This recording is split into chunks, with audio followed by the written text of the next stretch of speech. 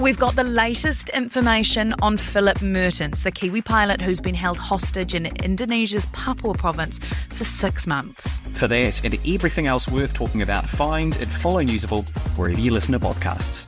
Newsable, brought to you by BNZ. Just a couple of rude moments in this one, plus a testicular reference that's in dubious taste.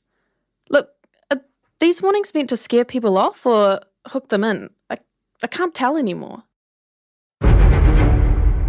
One crisp midwinter, not long after midnight, a battle broke out in the small Waikato town of Tiro. Actually, it's hard to be certain about the geography of this battle, but Tiro, 50 kilometres southeast of Hamilton, population 804 at the 2018 census, famed for its giant corrugated iron buildings that look like a sheep and a dog, Tiro was definitely the thing that was being fought over. Specifically, one very small piece of Tiro. The little line over the letter I. The first shot fired was at 17 minutes past midnight on Saturday, July the 14th, 2018. Someone, somewhere in the world, went to the free internet encyclopedia Wikipedia and, as was their right, made a few edits to the article about Tiro. Wherever the article said Tiro, T-I-R-A-U, this person put a macron over the I, making it Tiro. In Māori orthography, a macron, or tohuto, over a vowel, makes it sound a little longer. A-E-I-O-U becomes A-E-I-O-U. So, tweaking Tiro to Tiro in this way wasn't an especially weird thing to do. This was 2018, remember. Around that time, all over Aotearoa, New Zealand, there were moves afoot to tidy up the spelling of words in te reo Māori. People were pointing out that keke, K-E-K-E with no macrons, was importantly different from ke, 2 macrons, because keke meant Cake. and ke meant Armpit. And no one wants to be offered a slice of chocolate armpit, do they? so. This first edit to Tiro wasn't too surprising, but what happened next was 8 minutes after the first edit, around 25 minutes past midnight, another user called Derby County in NZ reverted the edit, basically scrubbed the page clean of macrons. They left a little note saying, Unjustified changes. Common English name is Tiro. that's Tiro without a macron, of course. So, 2 shots fired, macrons added, macrons removed. Then things escalated. 27 minutes past midnight, macrons restored by the original editor and some extra macrons put in to boot in the sentences about Tiro's dairy factory and primary school. 36 minutes past, new macrons all removed, again by Derby County in NZ. At this point, there's a lull in the battle. I mean, it is the middle of the night. Until a new player enters, someone called R.S. Finlayson. His edit is a sort of compromise. He adds a line acknowledging there is a Māori spelling of Tiro with the macron, but... The common spelling in English remains the primary spelling on this page. Well, blessed are the peacemakers, but this seems to have the opposite effect. Within minutes, user John Ragler leaps in and edits the page to note that actually the version with the macron is Also commonly used in English. Derby County in NZ reverts. John Ragler reverts the reversion and links to some news stories where Tiro has a macron. R.S. Finlayson leaps back in, tosses out the latest edit and adds a comment. Please stop messing with us. And then it's all on. Revision undone. How many citations are needed? Please look up the word commonly. Here's another. It doesn't mean sometimes. The place name with a macron, i.e. Revision undone. What evidence is there that it's not common? the original Māori language spelling. See Wikipedia's But Manual of Style. as the sun rose and Waikato's famous morning mists evaporated, so did the Battle of Tiro. The warriors laid down their weapons, or more likely, logged off their computers and put on the kettle for breakfast. But a compromise had been reached for the time being. No macron on Tiro in the main title, but a sentence near the top saying the macron version is, quote, also widely used in New Zealand English, unquote. Peace at last. Well, yes, but this skirmish, let's call it the Tiro tit-for-tat, was just one of many similar battles that were raging on the pages of Wikipedia around that time. There were so many, in fact, that some people call it... Well, give us 20 seconds or so and you'll hear it in the episode title. Tēnā koutou katoa, nau mai, hoki mai ki True Story. Greetings and welcome back to the final episode of this first season of True Story. Ko i Jembinga maho. Ko Adam Dudding tōku ingoa. Kia ora e hoa mā.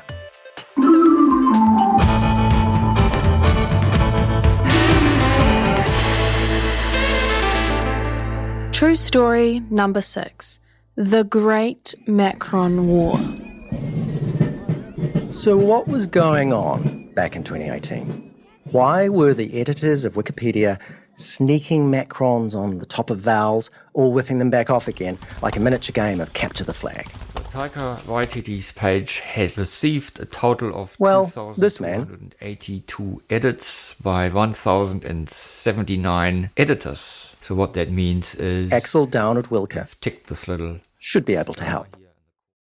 My name is Axel Downard-Wilke and my Wikipedia username is Schwede66. And as a day job, I am a transport engineer. Axel is also a long-time editor of Wikipedia. I think I started in about 2008. The crowdsourced online encyclopedia. I do remember that the first article that I touched was the little village where I grew up in Germany. He still writes some new articles of his own. I'm guessing 20 a year at this point. Or edits other people's articles. Errors popping up that need fixing. And he's also an admin, meaning he helps with the operation of the website itself. I'm one of a handful of admins who looks after the homepage of Wikipedia. One of the things about Wikipedia is that everything that happens on the site is preserved forever. I don't know how many pages are listed here. You can get to more than just 100. Which means you can do things like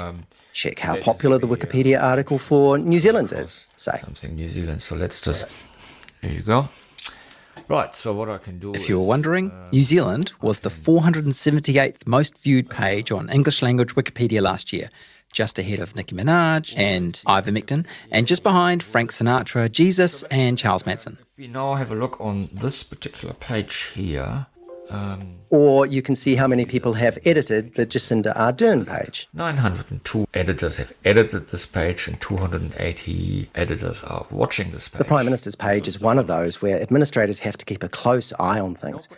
Anyone can edit a Wikipedia page, but some articles are prone to getting vandalised with obnoxious or inaccurate edits. So admins like Axel have a range of powers to slow that vandalism down. What we see here, that article is semi-protected. There's a little lock on the top right of the page. And semi-protected pages cannot be edited by unregistered users.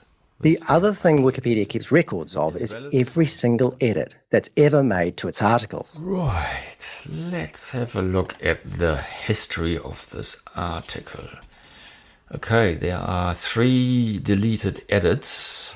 Who knows what... Which is why it's possible to know the trajectory of every single shot that was fired during the battles that comprised the Great Macron War. It's amazing, eh? It's all there in the Wikipedia databases. There's Macrons being removed here. As Finlayson has edited this page 9 times. But as well as being able to consult the logs, Axel was also there when the Great Macron War was going down. And here's what happened.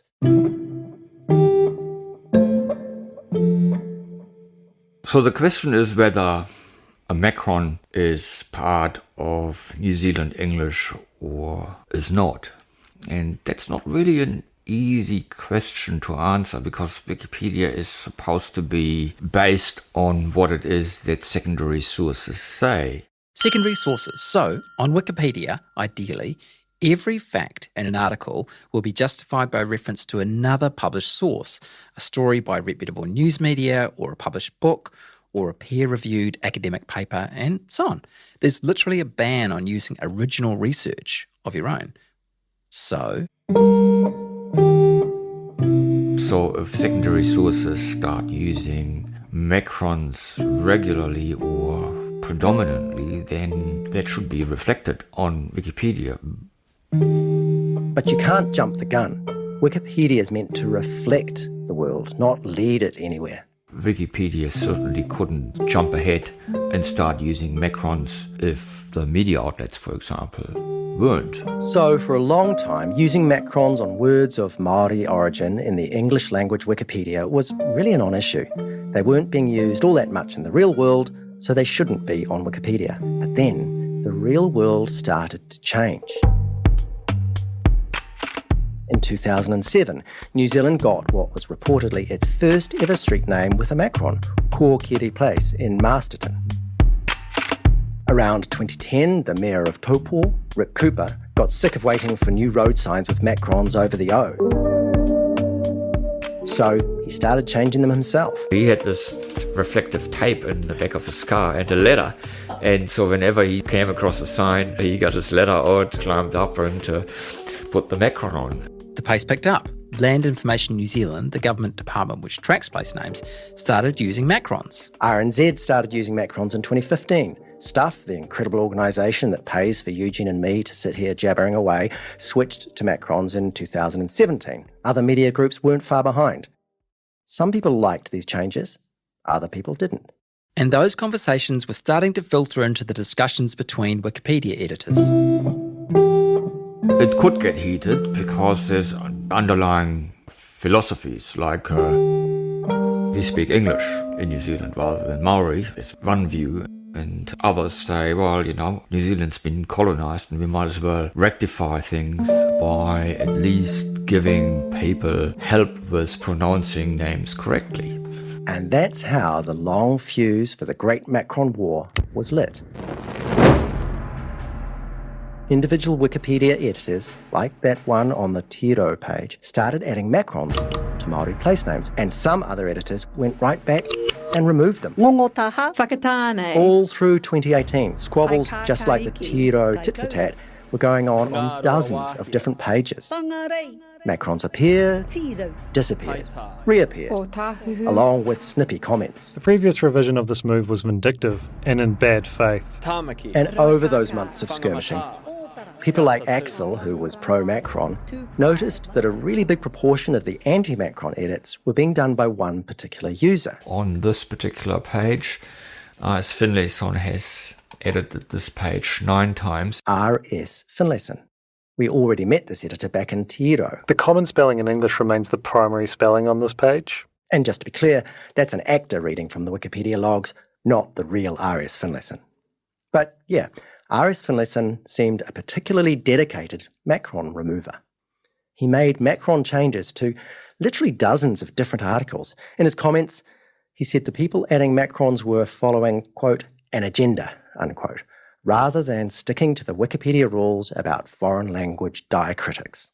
Sidebar time. Diacritic is the general term for all those weird things you can add to letters. Macrons, acutes, graves, circumflexes, tildes, titlos, hooks, horns, cedillas, agonex.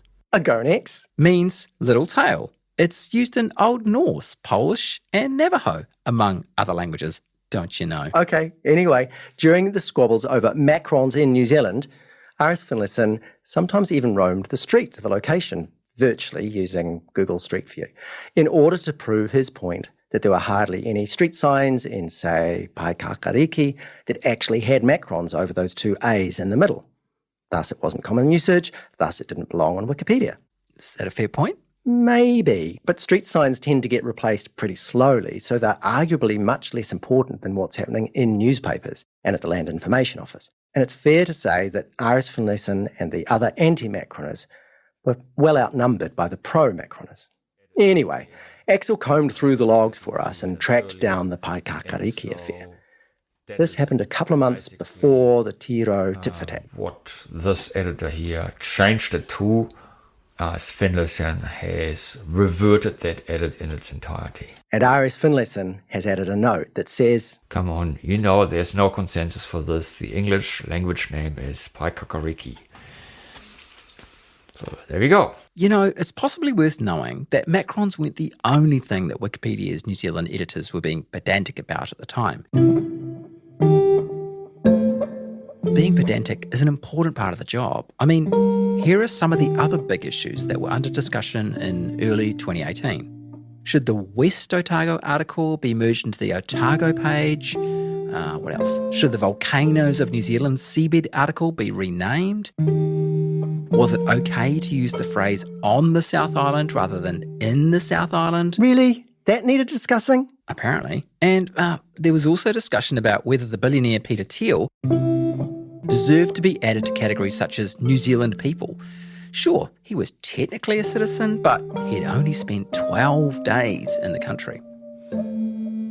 Anyway, that's where things stood in the Great Macron War in mid-2018. Multiple skirmishes, many shots fired, unwanted Macrons lying around in the mud. A few hurt feelings, probably. But the final chapters of the Great Macron War, the diplomatic efforts, the contentious peace treaty, and shocking revelations about secret agents, all that was yet to come.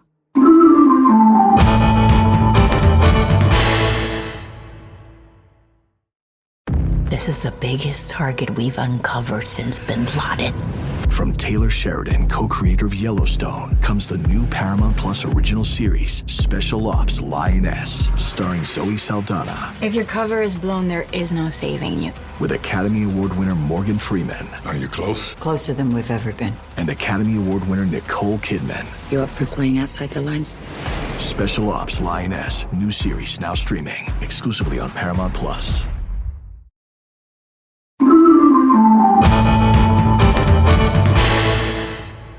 Eugene, how do you feel about Wikipedia? Well, it's kind of unavoidable, isn't it? I never go direct to the website, but you end up there anyway because it's, whenever you Google anything, the Wikipedia article is always in the first few hits. Well, let's try it.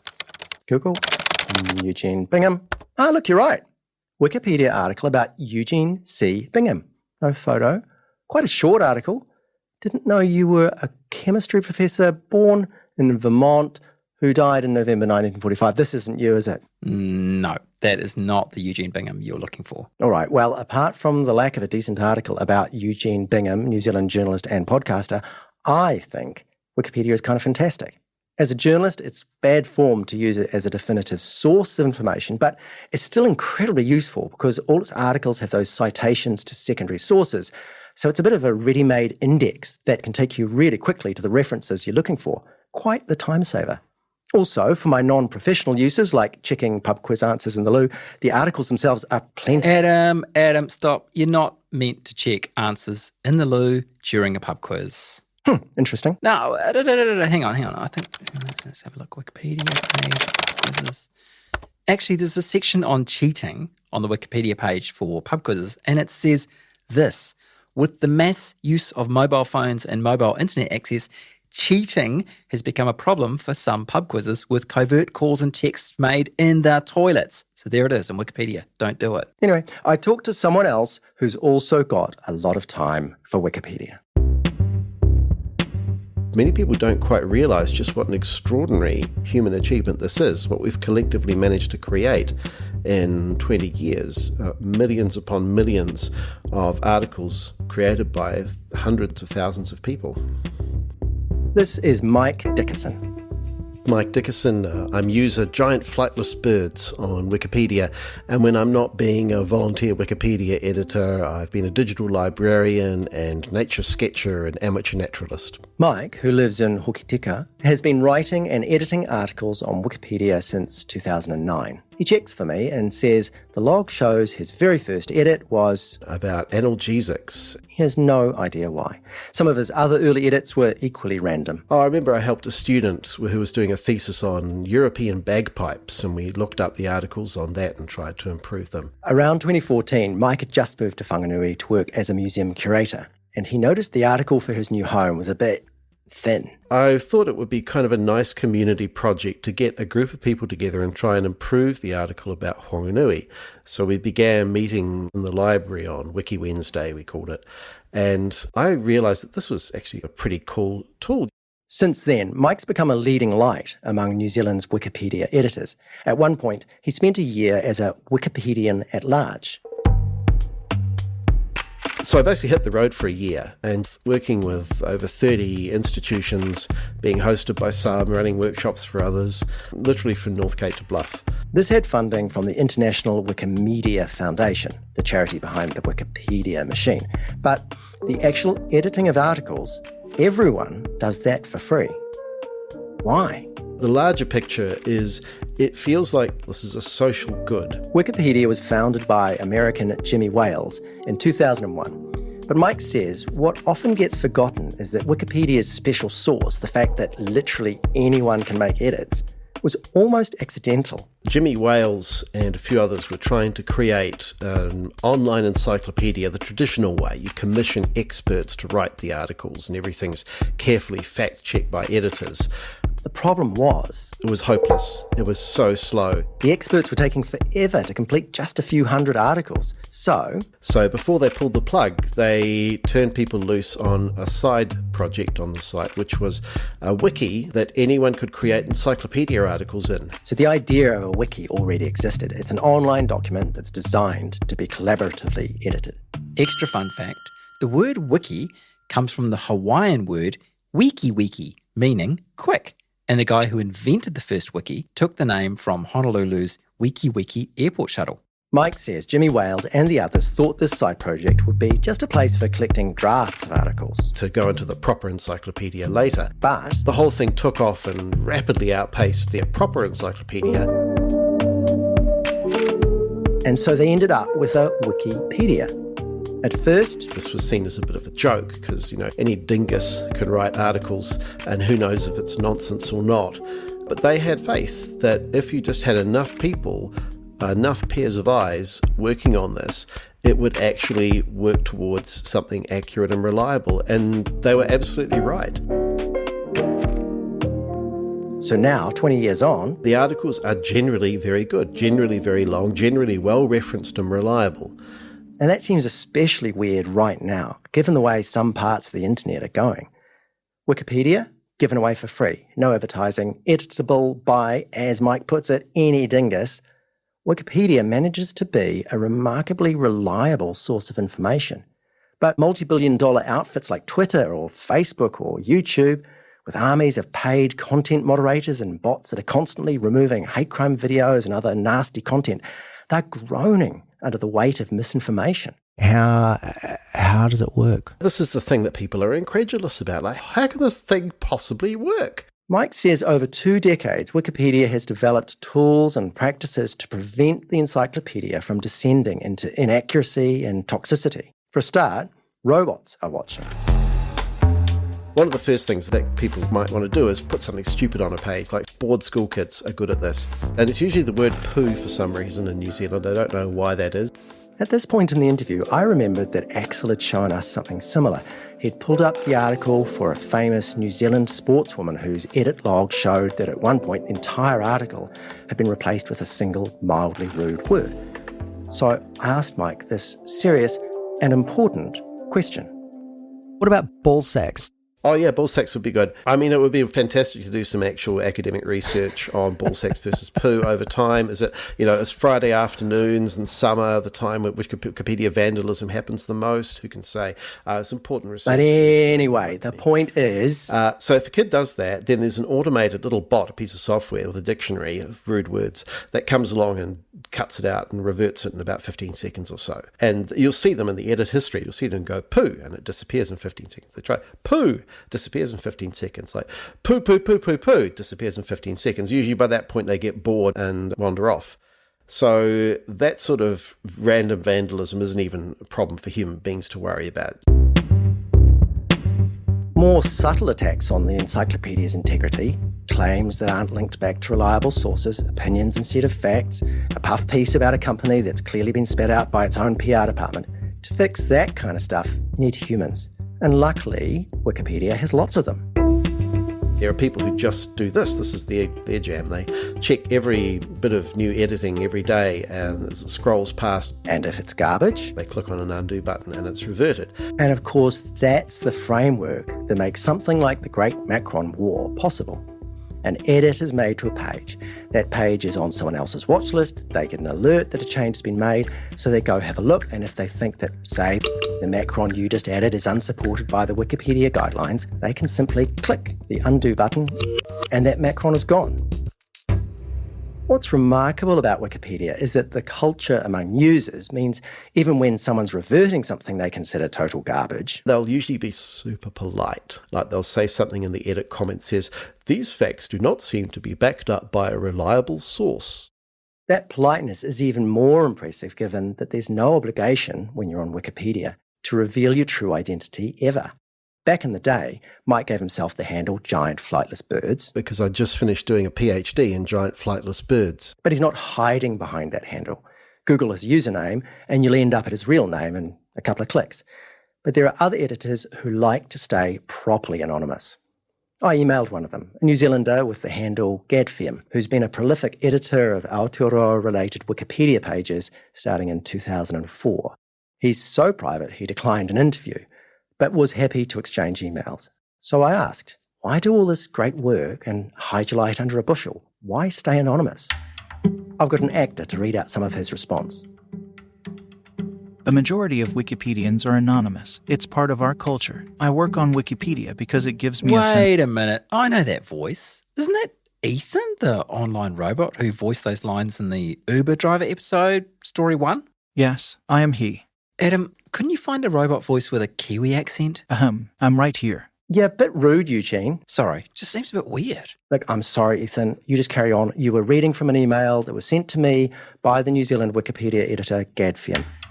Right. Thank you, Adam. I was saying, the majority of Wikipedians are anonymous. It's part of our culture. I work on Wikipedia because it gives me a sense of satisfaction, not because I want any praise or reward. Also, Gadfiam wrote that being anonymous reduced the chances of getting hassled online. People online are sometimes much more abrasive than they would be face-to-face. I revert a lot of vandalism from school IP addresses and have got messages back. You're a creepy old man.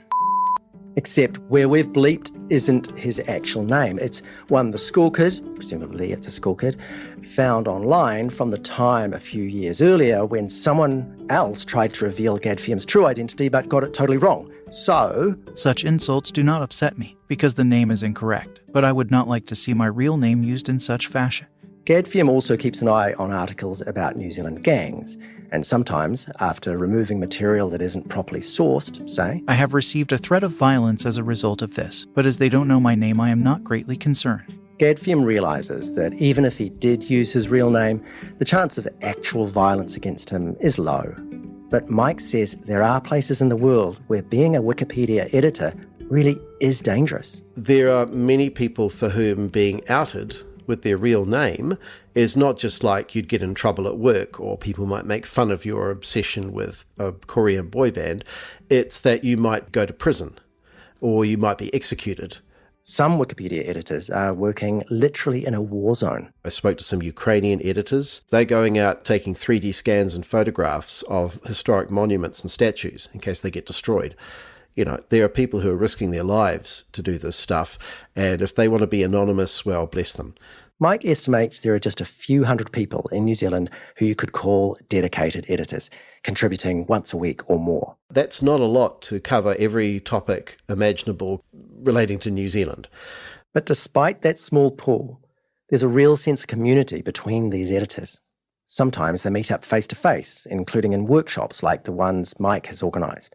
But also, okay, let's dive in. There are regular video meetups, like this one I gate crashed on a Sunday afternoon last month. Who would like to start? There were half a dozen people on the call. Let's put you first. Would you like Axel, the administrator Eugene and I met earlier, was on the call. Greetings from Golden Bay. It's Movember here, as you might be able to see. What have I been doing? As well as a few other people. My username is Ina Billion, and I've been... whose names I was starting to recognise from clicking around the discussion boards. My username is Paula. I'm Paul. And pretty quickly, it was down to business. The Wikipedians talked about communal editing projects. I finally submitted my report on the data cleaning, but I'm now... and some forthcoming events. We're looking forward to the conferences, and it's going to be great. But also updates about personal editing projects. Like this guy, Marshall. User handle Marshallek, who's just back from Melbourne. My wife Lynn and I went to Australia to visit our daughter. And while he was there, he visited the Contemporary Arts Gallery. And there's a rather confronting exhibition there by a very controversial queer artist. Marshall was intrigued and went to Wikipedia to learn more about this artist. And he wasn't mentioned at all. There was no article from it at all. So I thought, well... So Marshall quickly read a bunch of media articles about this guy. A lot of newspaper articles about the various controversies and some of his work. And pulled together a Wikipedia article about him. So I was quite moved by the exhibition, and so I created this article. His name is Paul Yore, Y-O-R-E, if you want to look up this. Marshall, whose day job is in engineering, told me his path as a Wikipedia editor had been quite typical. You start off with an area that's known to you, in my case, high voltage electrical engineering, and now I do anything. I would never have imagined when I started that I'd end up writing an article about a controversial contemporary queer Australian artist, but there you are. That's how it goes. One editor on the call, my username's Ambrosia10, had an especially long list of updates to get through. I've been a Wikimedian since 2015, and I've done a lot this month, so brace yourself. First, we've got... So, a few days later, Adam and I caught up with Ambrosia 10 again. Kia ora koutou katoa. I'm Siobhan Leachman. This time, with a proper microphone. And like she says, her real name is Siobhan Leachman. I think I've got over 400,000 edits for Wikidata. I think it's nearer 30,000 edits for Wikipedia. And when I say edits, they can be whole articles or one period. Just like her fellow editor Marshall, Siobhan never knows when she's going to get sucked into a new edit. If you do a Google search, 9 times out of 10, the info box that Google throws up is sourced from Wikipedia. So if I really want to know something, Google it, click on the Wikipedia link, do a quick scan, realise the Wikipedia article's missing something, go and get the book that I've just read, edit the Wikipedia article, fall down a rabbit hole, start clicking other articles and editing those, and before I know it, 5 hours have passed. So, yeah. That's my life. One of the subjects that's taken over Siobhan's life is New Zealand endemic moths. That's moths that live in Aotearoa and nowhere else. It started with her uploading a trove of open licence photographs of moths to a wiki photo database, and I got more and more enthusiastic about them because they were so pretty, also interesting, and it just grew from there. I mean, we're a moth country and they're amazing. We've got around 2,000 species, give or take. So my favourite New Zealand endemic moth is the North Island lichen moth, and it is a black and white, gorgeous insect. Your interest in moths was spawned online. Yeah. Has it spilled over into real life? Like, do you go on moth hunts or anything? Or? I got for a Christmas present, I got a UV light so that I can go and peg a white sheet on my clothesline, put the UV light up against the white sheet, and then moths come and fly. So I look at it in my garden. And if I see a moth, like I've stopped my husband driving into the garage because I've seen a moth fly into the garage. And I stop. I've got to go take a photo of the moth. Okay, now you can back the car in. I knew very little about natural history in New Zealand prior to starting editing Wikipedia. And now I'm writing articles which are reused on international websites about our endemic species. And I am by no means an expert. I am basically reading the content, putting it in my own words, and then citing where I got the content from in the Wikipedia article. Siobhan's also really active in building the New Zealand Wikipedia community. Things like that online meetup that Adam crashed, and projects like Women in Red. It's a group of editors who've come together to try and improve the coverage of women in Wikipedia, because women biographies there weren't that many in comparison to biographies for men. Prior to the Women in Red project starting, it was around 14% of all biographies. Women in Red was kicked off by a man in the UK. I think his name's Roger. And a woman in the US. Called Rosie. In 2015. It's called Women in Red because those clickable links on Wikipedia articles, which are usually blue, take you to another Wikipedia article, but a red hyperlink takes you to a page that basically says, well, this article hasn't been written yet. So, a woman in red is a woman who's notable enough to be name-checked in someone else's Wikipedia article, but who, for some reason, hasn't had an article of her own written yet. And that's what the project members are trying to set right. And they're getting there, kind of. After starting at 14% of biographies being women, Nowadays, there's between 19 and 20% because of this movement. it's slow work because Wikipedia always needs those secondary sources. Newspaper articles, scientific articles, and there's more men covered in all of that sort of content. And because Wikipedia reflects how society covers women, it also has a bias. I don't think we're actually aiming for a particular figure. I mean, ideally, obviously, if we had it even, that would be fabulous. But it's more making sure that the women who are notable and should have a Wikipedia article actually do. So Siobhan's happy to put herself out for a good cause, which made us wonder, what did she do during the Great Macron War of 2018? Now this is where I feel kind of like a coward, I must admit. I regard editing Wikipedia as a fun activity and I'm not confrontational. So the Great Macron War was very confrontational, and although I very much support the use of macrons on New Zealand Wikipedia articles, I kept my head down, basically. I wasn't interested in having to go through the really hard work of arguing with people who have entrenched positions. Actually, the Great Macron War, we kind of left that dangling, didn't we? Aye. So, last we heard, there were all those online scuffles in Tiro, in Paikakariki, in Tamaki, and so on, all the way through 2018, and that rolled into 2019 as well. And meanwhile, out in the real world, the Macron kept moving on. More publications using tohuto on Māori words, more government agencies, more local councils, more businesses. There was that fuss over Weta Workshop, right? Yeah, so that was the movie special effects company that back in the 90s called itself Weta Workshop.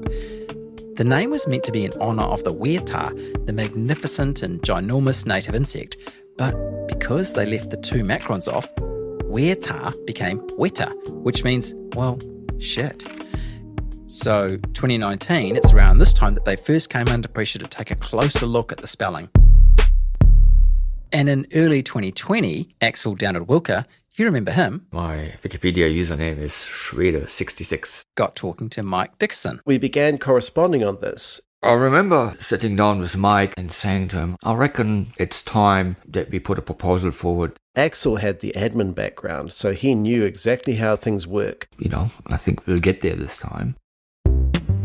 Axel wanted to draw a line under all the sniping, all the macrons appearing and disappearing in the dead of night.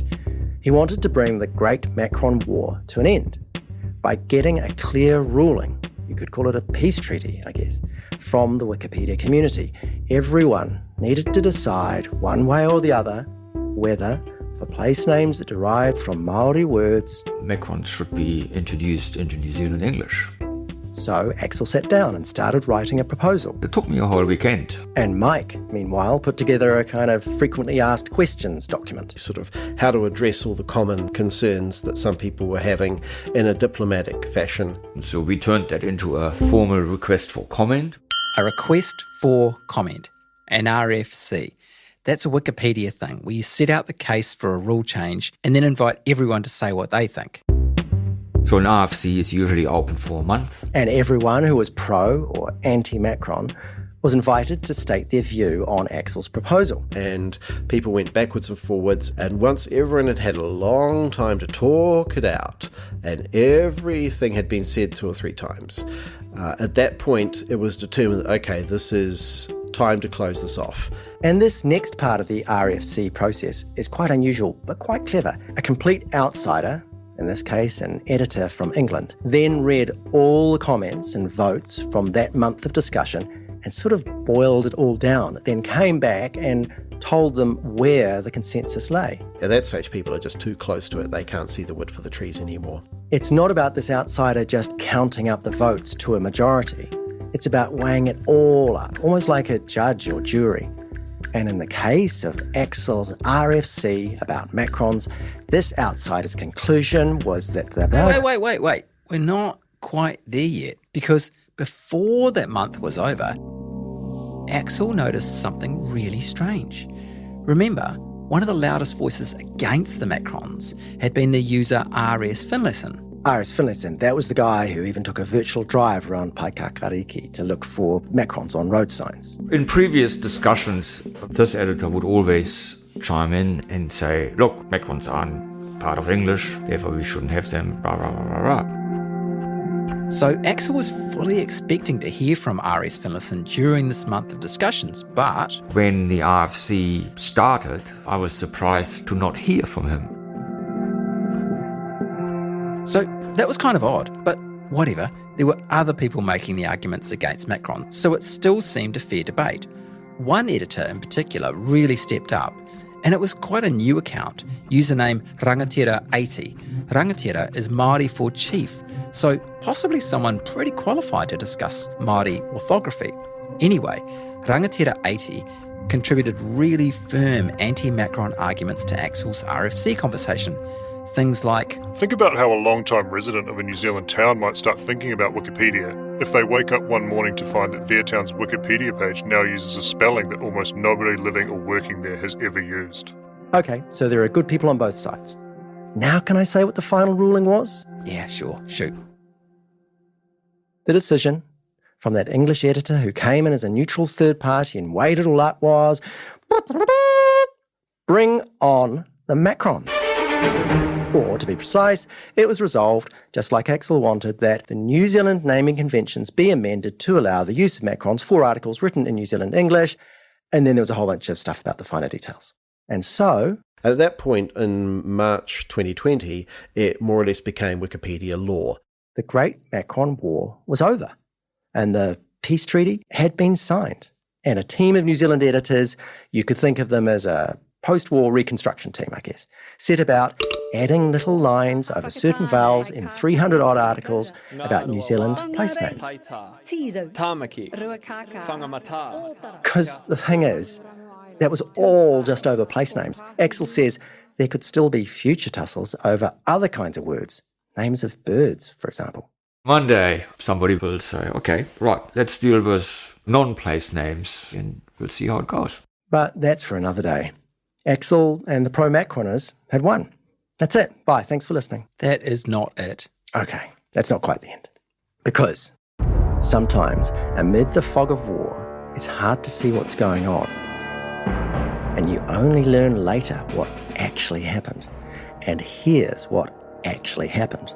Remember that user, Rangatira80? Think about how a long-time resident of a New Zealand town might start thinking about Wikipedia. Well, Rangatira80 was actually, probably,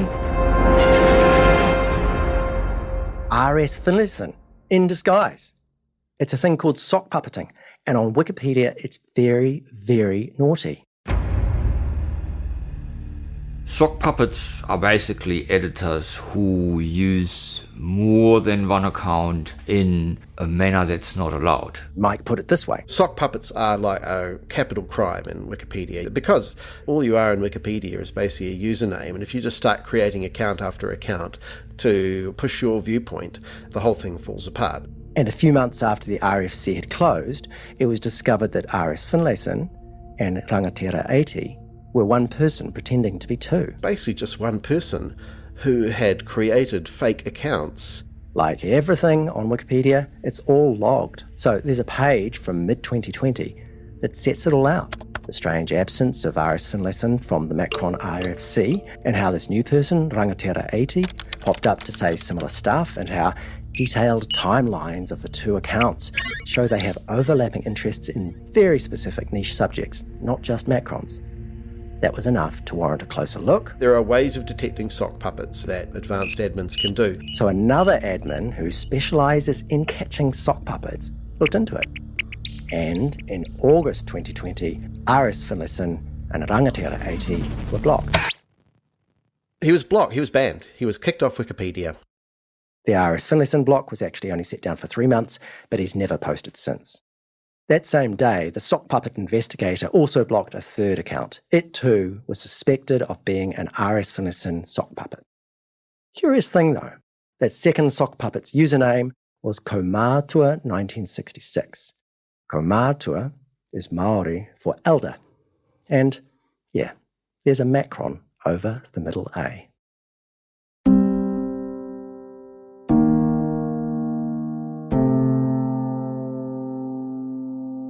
We went hunting for R.S. Finlayson. There's reason to believe that he's a New Zealander with a background in IT who's been living overseas for quite a few years. We also looked back through his Wikipedia edit history to get a sense of who he was before the Great Macron War kicked off in 2018. And yeah, even early on, you can see the seeds of what was to come. It appears that R.S. Finlayson's second ever edit back in 2016 was to remove the word Aotearoa from an article about a TV series and replace it with New Zealand. He left a comment at the time. This is an English language page, so should use the English language name of the country. We've sent emails and left phone messages for this person, who we believe ran the R.S. Finlayson account, but they've not got back to us. So we couldn't ask about their time on the losing side of the Great Macron War. We couldn't ask why he fought longer than the rest and why, when facing defeat, he appears to have put on a sock puppet disguise to fight just that little bit longer. You could speculate, perhaps, that a New Zealander abroad who's attached to the version of New Zealand they knew and who sees the cultural landscape shifting in their absence, perhaps someone like that might want to fight extra hard to preserve some of the old certainties. Mike Dickerson says you can also think about it this way. Wikipedia is a very friendly space for people who like clear black and white rules and don't like ambiguity, because the rules are all written down, and if you like following rules, you can go ahead and apply them and fix things, and it's a lovely retreat from the greyness and ambiguity of the real world. And of course, the anonymity of Wikipedia means that the person behind the R.S. Finlayson username may have simply created another account and is now doing something completely innocuous. And that's lovely. If that's the case, good on him. But if he was to ever act up again, I think the blockage would be even swifter. Adam here. I know you're expecting the theme music about now, and if you just wait a sec, that is coming up. But first, this. You know how this episode involved a lot of people correcting each other's mistakes? Well, after we released the episode yesterday, a Wikipedia editor emailed me to politely point out my mistake, and now I'm correcting it. So, you remember the Tiro tit for tat from the top of the episode and how it kicked off just after midnight? Well, I'd failed to notice that the Wikipedia logs were given in UTC. That's Coordinated Universal Time, which is 12 hours behind New Zealand time, which means the Tiro tit for tat actually kicked off just after midday. I mean, technically it was just after midnight on the other side of the world, in London and Mali and Burkina Faso, but I don't think that really counts. So I'm very sorry for messing that up, and hopefully that's the last correction you'll hear before we get back to those credits you've been dying to hear.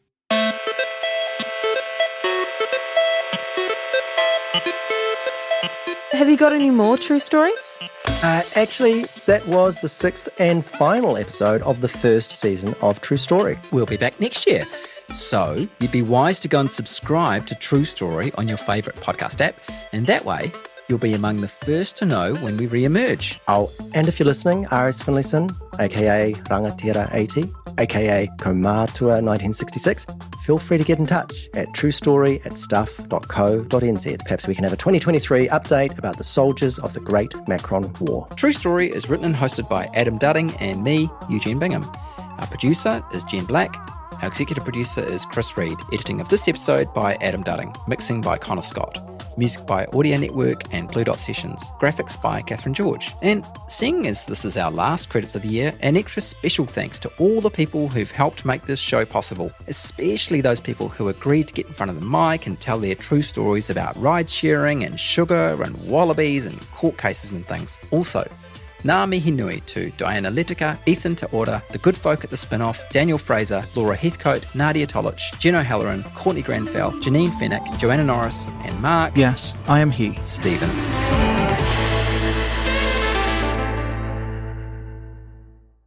Investing, KiwiSaver, retirement, compound interest, budgeting, financial planning. Are you still awake? Ever think it was time women got a seat at the table when it comes to talking and understanding finance? Yeah, us too. This is Power Money Security, a podcast redefining PMS for financially empowered females. And yes, I'm talking to you, you incredible wahine.